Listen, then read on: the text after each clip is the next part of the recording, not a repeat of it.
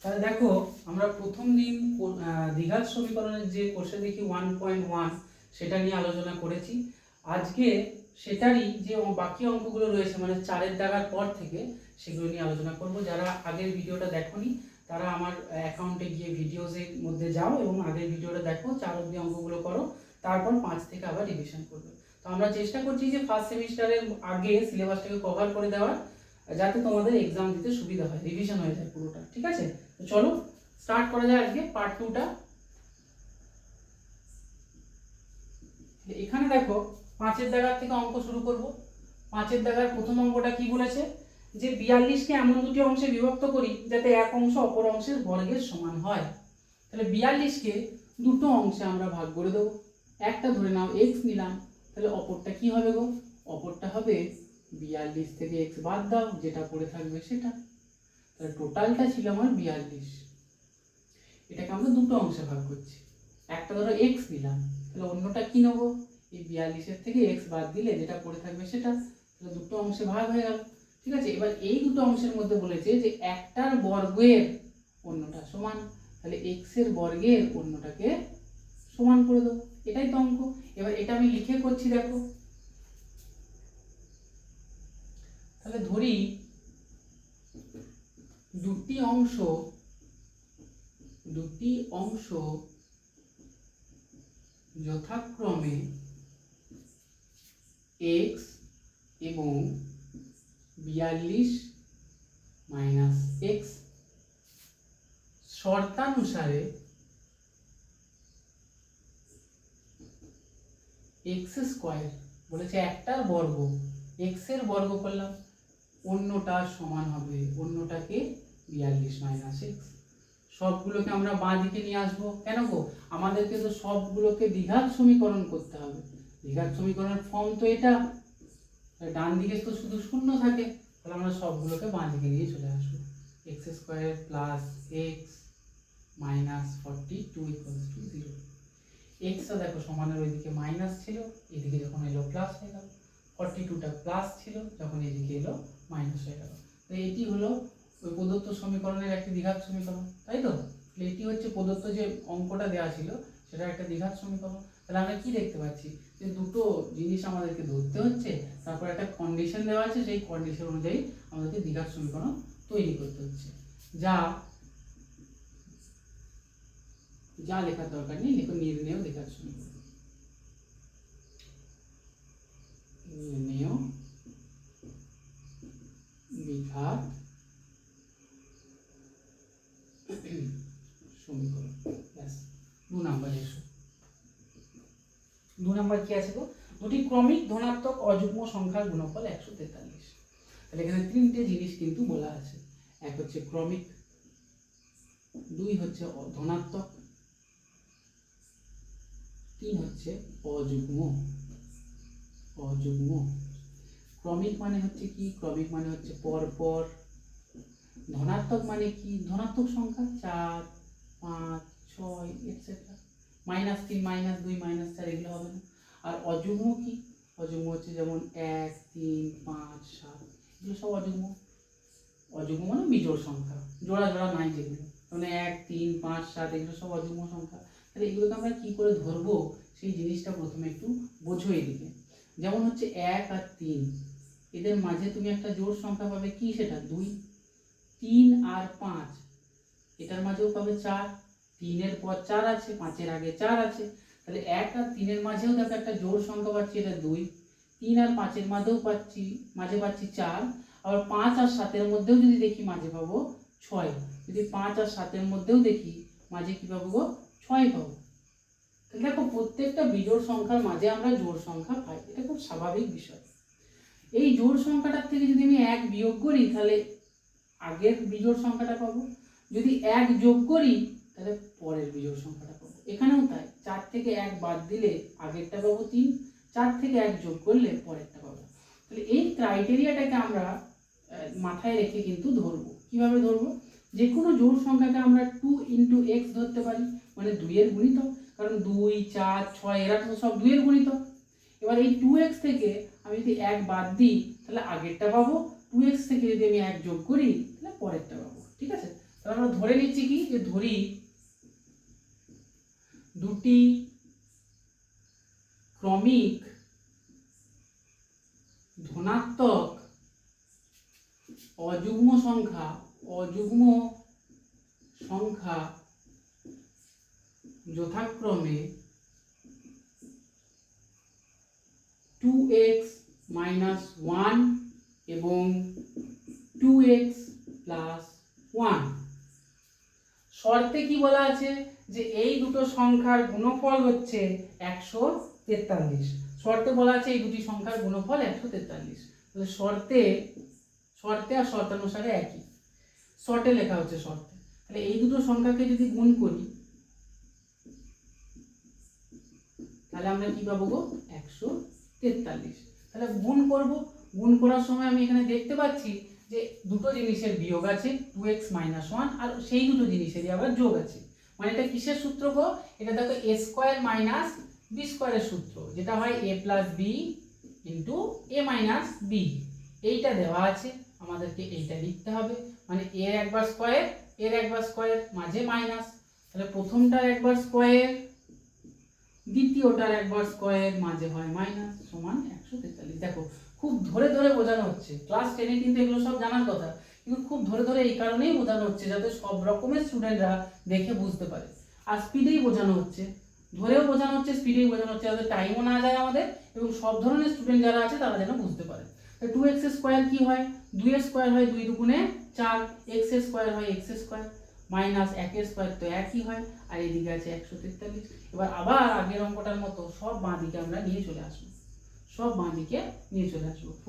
- 1, 143 এই দিক থেকে এইদিকে এলে প্লাস ছিল মাইনাস হয়ে গেল, কোনো চিহ্ন নেই মানে প্লাস, এইদিকে যখন এলো কি হয়ে গেল গো, মাইনাস হয়ে গেল।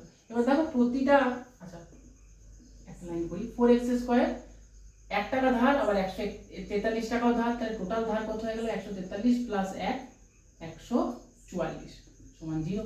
এবার এখান থেকে দেখো দুটোতেই 4 আছে, 4 দিয়ে দুটোকেই ভাগ করা যায়, একে তো যাই 4 একে 4, আর একেও 4 36 এ 144। তাহলে আমরা কি করব, 4 দিয়ে উভয় পক্ষকেই ভাগ করে দেবো। তাহলে কি হবে, এটা হয়ে যাবে x², 4 4 কেটে যাবে, এটা হয়ে যাবে 36, আর এটা কি হয়ে যাবে, 0 কে 4 দিয়ে ভাগ করলে 0ই থাকে, 4 0 0। তাহলে এটাই হয়ে গেল আমাদের নির্ণেয় দ্বিঘাত সমীকরণ। বুঝেছে? ঠিক আছে, এটা একটা স্ক্রিনশট তুলে নাও, আমি তারপর মুছে দিচ্ছি।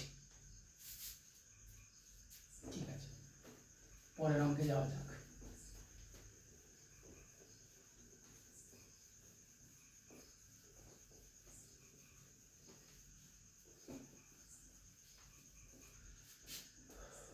তিন নম্বর অঙ্ক কি বলেছে গো, বলেছে যে দুটি ক্রমিক সংখ্যার বর্গের সমষ্টি 313। ক্রমিক সংখ্যা কি করে বার করতে হয়, পরপর সংখ্যা। প্রথমটা ধরো 4 নিলে, পরের 5টা কি করে বার করবে, 4 এর সাথে 1 যোগ করে দেবো, তাহলেই পরপর হয়ে গেল। আচ্ছা 4 এর সাথে যদি 1 বিয়োগ করি তাহলেও পরপর হয়ে যাবে, 3 আর 4। যদি যোগ করি 4 আর 5 তাও হবে। তাহলে আমরা যদি একটা x নিই, অন্যটা কি নেব, x + 1। একটা x নিলে অন্যটা নেব x + 1। তারপর কি বলেছে, তাদের সমষ্টি বলেছে 313। দুটি ক্রমিক সংখ্যার বর্গের সমষ্টি বলেছে 313। তাহলে আগে দুটি ক্রমিক সংখ্যাকে আমরা ধরে নিই, 5 এর জায়গায় 3 এর অঙ্ক করছি, ধরি দুটি ক্রমিক সংখ্যা যথাক্রমে x এবং x + 1। শর্তে বলেছে দুটির বর্গের যোগফল, প্রথমটির বর্গ x², তারপরে x + 1 আছে অন্য সংখ্যাটা, তার আবার বর্গ x + 1 তার হোল স্কয়ার। এই দুটোর বর্গের সমষ্টি কি বলেছে, এই যে দুটো সংখ্যা ধরেছিলাম তাদের বর্গ করে দিলাম, সমষ্টি মানে যোগফল, যোগ করলাম, সেটা সমান বলে দিয়েছে 313। এবার সূত্র দেব, x² রইল, এখানে a + b তার হোল স্কয়ারের সূত্র লাগছে, a + b তার হোল স্কয়ারের সূত্র কি হয়, a² + 2ab + b²।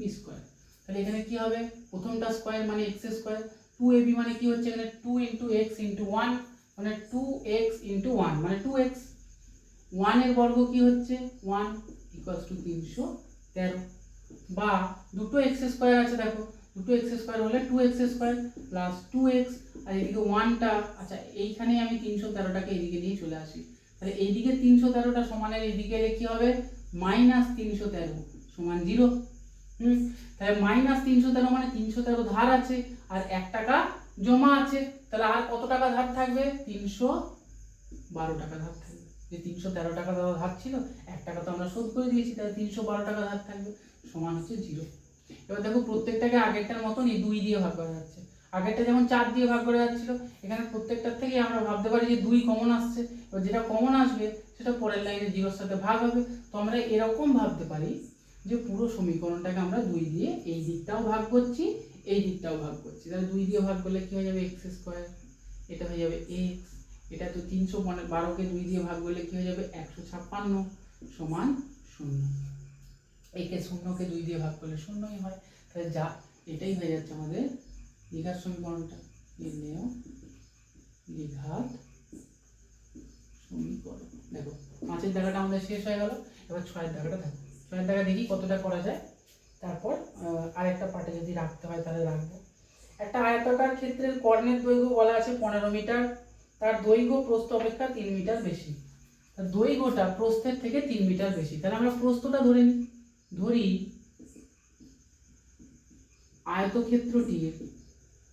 আয়তক্ষেত্রটির প্রস্থ সমান x মিটার। অতএব আয়তক্ষেত্রটির দৈর্ঘ্য সমান কত গো? প্রস্থ সমান যদি x মিটার হয় আর দৈর্ঘ্য যদি এর থেকে 3 মিটার বেশি হয়, তাহলে দৈর্ঘ্য সমান কত হবে x প্লাস 3 মিটার। বোঝা গেল?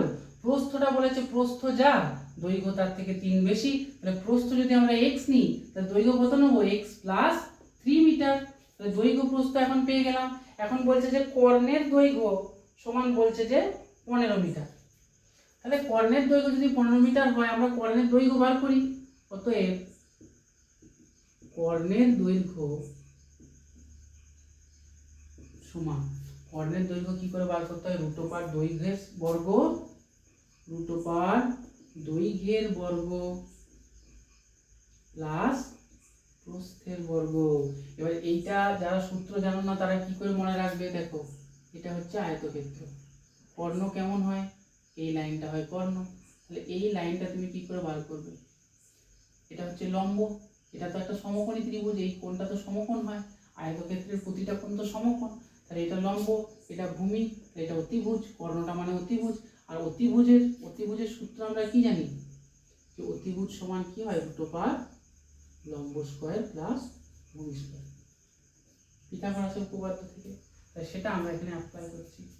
এক্ষেত্রে কি দৈর্ঘ্যটা হচ্ছে এইটা, মানে যেটাকে আমি ভূমি ধরছি, আর লম্বটা হচ্ছে কি এই প্রস্থটা। দৈর্ঘ্যের স্কয়ার প্লাস প্রস্থের স্কয়ার। সূত্র হিসাবে মনে রাখাটাই ভালো। তোমরা মনে রাখো যে কর্ণের দৈর্ঘ্যের সূত্র হয় একবার দৈর্ঘ্যকে বর্গ করতে হয়, দিয়ে প্রস্থকে বর্গ করতে হয়, দিয়ে যোগফলটাকে বর্গমূল করতে হয়, সেটা হচ্ছে কর্ণের দৈর্ঘ্য। এটা নিশ্চয়ই মিটারেই বেরোবে, বেশ, এটা বার করার দরকার নেই। এবার শর্তে আমরা কি বলতে পারি গো? শর্তে আমরা বলতে পারি যে এইটা, তুমি তো কর্ণের দৈর্ঘ্য দিয়ে দিয়েছো অঙ্কে, কি দিয়ে দিয়েছে 15, তাহলে আমরা বলতে পারি যে এটা সমান 15। বলে দিয়েছে যে এই আয়তক্ষেত্রটা আর কর্ণের দৈর্ঘ্য হয় 15, তাহলে কর্ণের দৈর্ঘ্য বার করেছি আমরা এইটা, তাহলে এইটাও যা আর 15ও তাই, দুটোকে আমরা সমান করে দিলাম। এবার রুট থাকলে তো আমরা অঙ্কটাকে ঠিক করে করতে পারবো না, তো দুই দিকেই আমরা বর্গ করে দেবো। তাহলে এইটা যদি বর্গ করি কি হয়ে যাবে? রুটটা উঠে যাবে। জানি আমরা যদি কোনো সংখ্যাতে রুট থাকে তখন আমরা যদি তাকে বর্গ করি উঠে যায়। আর এখানে 15 বর্গ করলে কি হয়ে যাবে? 225 হয়ে যাবে। তাহলে এটা আবার দেখো a + b তার হোল স্কয়ারের সূত্র, তাহলে কি হয়ে যাবে? x² + 2 * a * b, a মানে x আর b মানে 3, plus 3 square b square plus x²। তাহলে কি হলো? a² + 2ab + b² প্লাস এই x² যেটা ছিল সেটা নেমে গেল। এটা সমান কত হবে? 225। ঠিক আছে, এবার দেখো আমাদের মোটামুটি হয়ে গেছে সমীকরণটা। এই সমীকরণটাকে আমি এখানে লিখে দিচ্ছি, হ্যাঁ, বা x² আর x², তাহলে কত হলো? 2x²। 3 দুগুণে 6x, এখানে আমরা লিখে দিলাম 6x। 3 2 6x, আর এখানে 3 3 9, 3 বর্গ কত হয় 9 সমান 225। এবার এই 225টাকে আমি এই দিকে আনতে পারি, যদি প্লাস 225 সমানের এই দিকে আসে তাহলে কি হয়ে যাবে মাইনাস 225, আর ওইদিকে কি থাকবে 0। এবার দেখো 2x² প্লাস 6x, 225 আছে ধার, 9 টাকা আছে জমা। 225 থেকে যদি আমি 9 বাদ দিই তাহলে কত থাকে গো, 9 বাদ দিলে থেকে যাচ্ছে 16 থেকে যাচ্ছে। এইখানে আমরা করে দিচ্ছি 200 মাইনাস 216 সমান 0।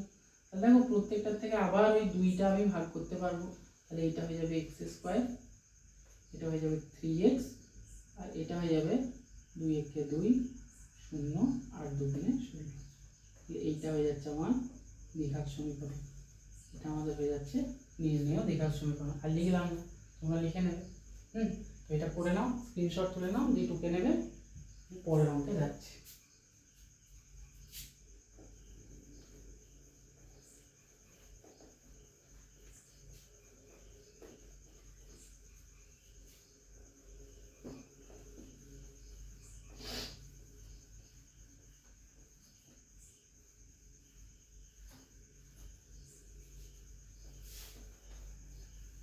বেশ, পরের অঙ্ক বলছে যে দুটি স্টেশনের মধ্যে দূরত্ব 300 কিমি। একটি ট্রেন প্রথম স্টেশন থেকে সমবেগে দ্বিতীয় স্টেশনে গেল। ট্রেনটির গতিবেগ হচ্ছে ঘন্টায় 5 কিমি।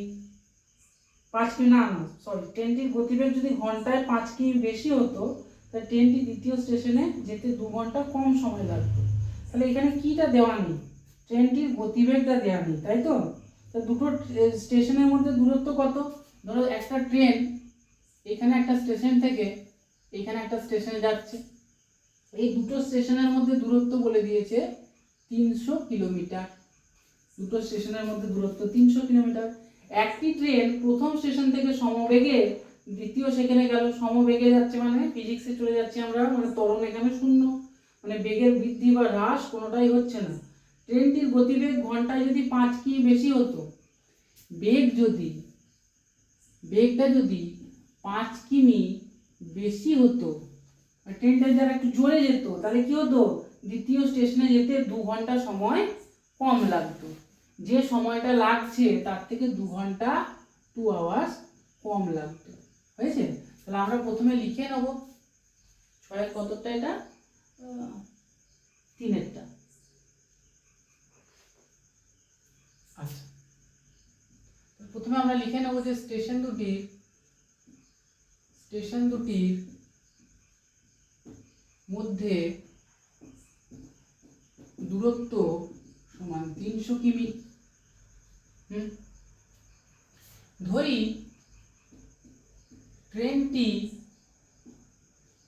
ট্রেনটির গতিবেগ x কিমি প্রতি ঘন্টা, মানে ট্রেনটা 1 ঘন্টায় যায় x কিমি।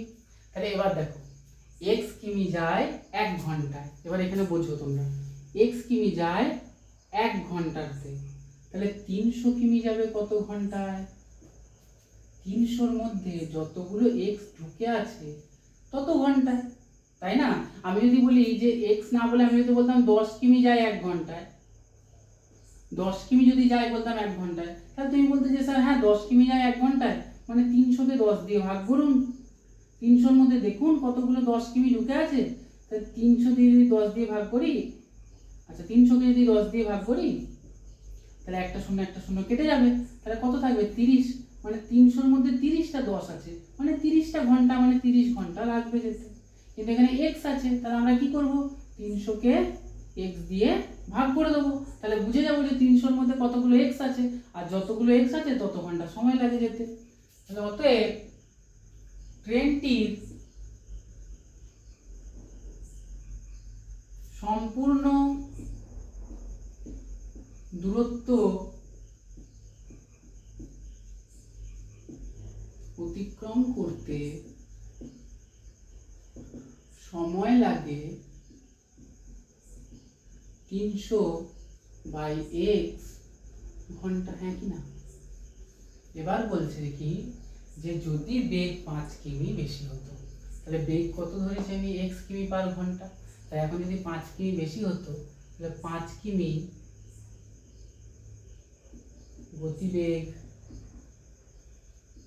বেশি হলে, 5 কিমি গতিবেগ বেশি হলে দূরত্ব সম্পূর্ণ দূরত্ব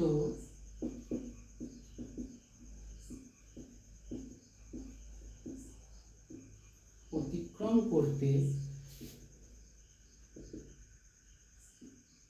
সময় লাগতো। এই কত সময় লাগতো দেখো, মোট দূরত্বকে বেগ দিয়ে ভাগ করলে আমরা সময় পেয়ে যাচ্ছি, সেটা আমরা আগেই দেখলাম। তাহলে মোট দূরত্ব হচ্ছে 300 কিমি, তাকে আমরা গতিবেগ মানে x দিয়ে ভাগ করছি, বুঝে যাচ্ছি যে 300-র মধ্যে কতগুলো x আছে, ততগুলো ঘন্টা লাগে। তাহলে এখানে আমরা শুধু গতিবেগটা 5 কিমি বাড়াচ্ছি। তাহলে 300-কে এখন আর x দিয়ে ভাগ করব না, 5 কিমি বাড়িয়ে দিলাম x কে, তাহলে x কে 5 বাড়ালে কি হবে, x + 5। তাহলে এখন এত ঘন্টা লাগছে। এবার কি বলছে, যে এখন কম লেগেছে সময়। কেন কম লাগবে, কারণ ট্রেনটা তো এখন বেশি বেগে চলছে একটু, তাহলে কম সময়ে দূরত্বটা পৌঁছে যাবে। তাহলে কোন সময়টা কম, এইটা, এই সময়টা কম, এই সময়টা বেশি, কারণ তখন ট্রেনের গতিবেগ একটু কম ছিল 5 কিমি, তার জন্য একটু বেশি সময় লেগেছে। আর এখানে 5 কিমি বেশি ছিল বলে কম সময় লেগেছে। তাহলে আমাদের শর্তে কি হবে গো, শর্তে কি হবে, এইটা, হ্যাঁ 300/x, এই সময়টার থেকে যদি আমরা এই সময়টাকে বাদ দিই, তাহলে বলছে যে এখানে 2 ঘন্টা কম লেগেছে। তাহলে এর থেকে একে বাদ দিলে নিশ্চয়ই পড়ে থাকবে 2 ঘন্টা। এবার আমি লসাগু করব।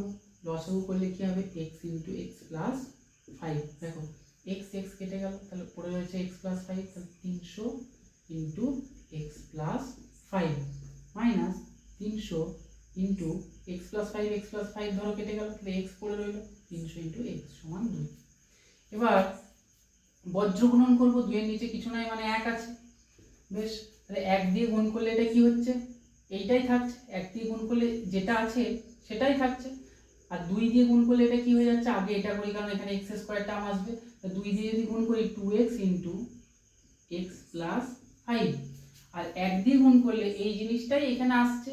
তাহলে আমরা কি করব, এই 300টাকে কমন নিয়ে নেব, কারণ এই দুটোতেই 300 আছে। দেখো, তাহলে 300 যদি কমন নিয়ে নিই, তাহলে এখানে কি থাকছে, x + 5। এখানে পড়ে থাকছে কি, x + 5, কারণ এইটাকে তো আমরা কমন নিয়ে নিলাম, এই 300টাকে তো আমরা কমন নিয়ে নিলাম, পড়ে রইল x + 5। আর এখানে কি পড়ে থাকছে, শুধু x, কারণ 300 নিয়ে নিয়েছি, শুধু পড়ে আছে x। তাহলে দেখো +x - x কেটে গেল। এবার এখানটা কি হচ্ছে দেখো, 2x দিয়ে যখন মাল্টিপ্লাই হচ্ছে, একবার x কে মাল্টিপ্লাই হবে, একবার 5 কেও মাল্টিপ্লাই হবে। 2x × x মানে হচ্ছে 2x² প্লাস 2x × 5 মানে হচ্ছে 5 × 2 = 10x সমান 300 × 5 মানে 5 × 3 = 1500। আমরা এটাকে ওইদিকে নিয়ে চলে আসবো, তাহলে 2x² + 10x + 1500 = 0। এবার এখানে আমি 2 কমন নিয়ে বা ভাগ করে দিতে পারি বোথ সাইডে, ঠিক আছে। তাহলে ভাগ করে দিলে কি হবে, এটা x² হয়ে যাবে, 2 কাটিয়ে দিলাম, এটাতে 5 × 2 = 10, তাহলে 5x হয়ে যাবে। এটাকে 1500-কে যদি আমি 2 দিয়ে ভাগ করি, 1500-র অর্ধেক হয়ে যাবে, তাহলে কত হয়ে যাবে, 750 = 0। এটা হচ্ছে নির্ণেয় দ্বিঘাত সমীকরণ, ঠিক আছে। এটা করে নাও, তারপরে পরের অঙ্ক যাচ্ছে।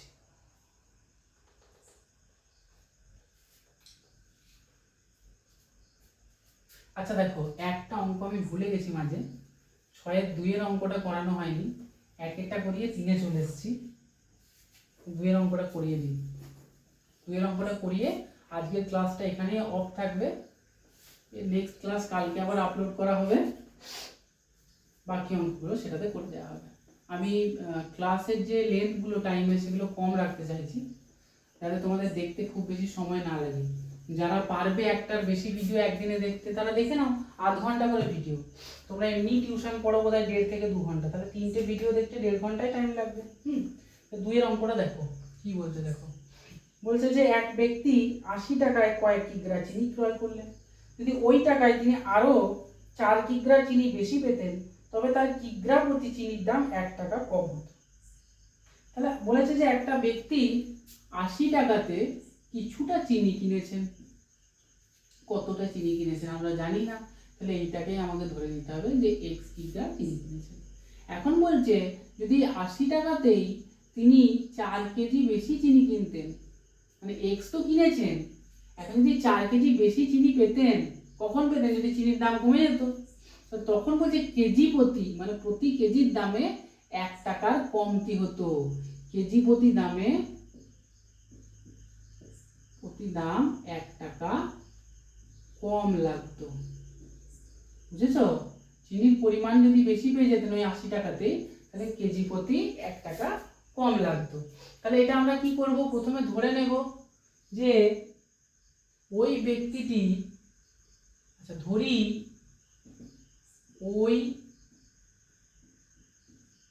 ব্যক্তিটি 80 টাকায় x কিগ্রা চিনি কিনেছেন।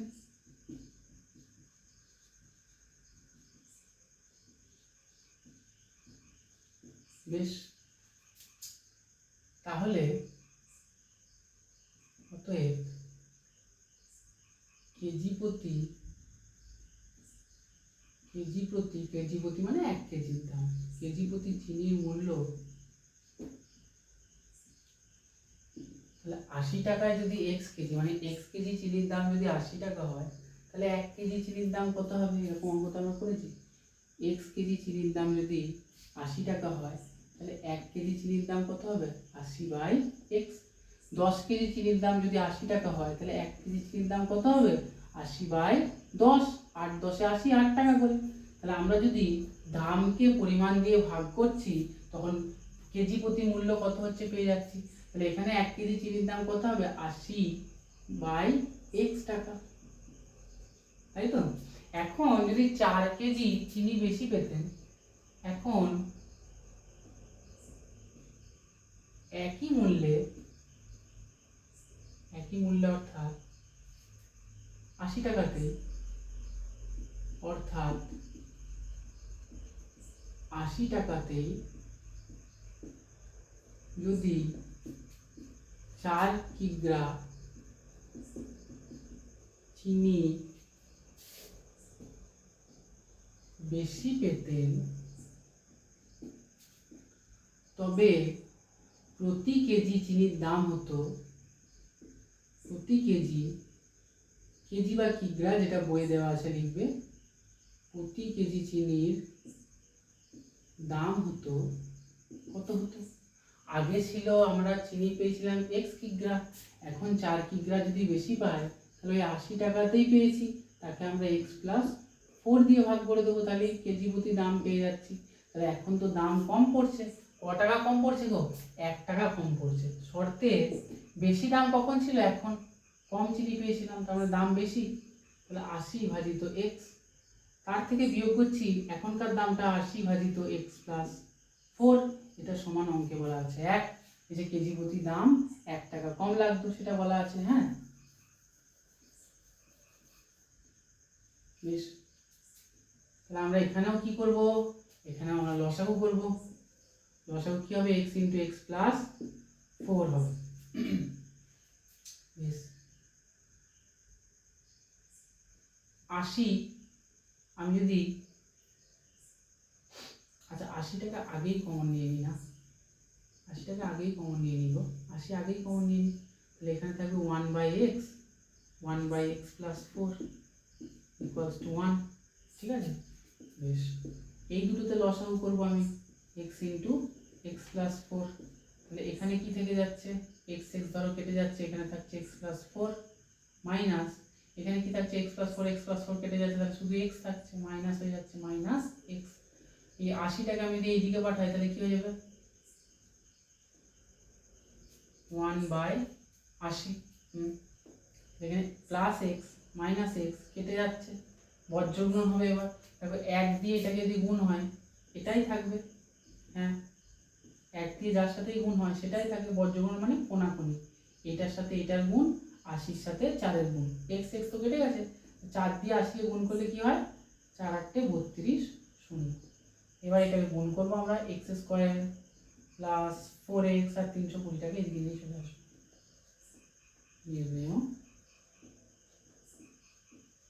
দ্বিঘাত